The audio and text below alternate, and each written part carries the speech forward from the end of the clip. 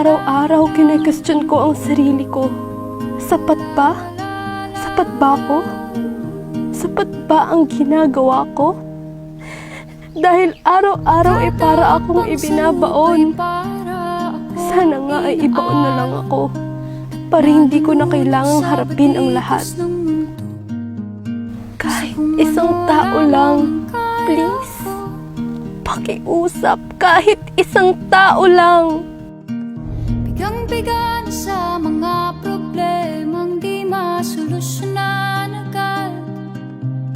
Parang wala nang bukas. Pwede ba? Ayaw mo bang bumalik? Bumalik saan? Sa dating ikaw. Hinahanap ang sarili, ngunit di nakakayanan sa ligaw na dinadaanan ko. Hindi kita kaibigan. Hindi ko kailangan ng opinion mo.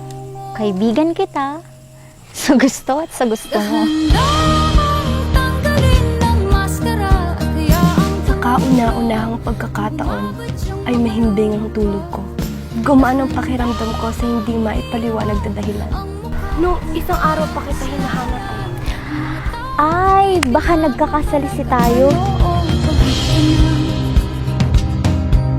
Pero di ka nag-isa, kaya't lumaban ka at sabihin, Asan na kaya yun? muna.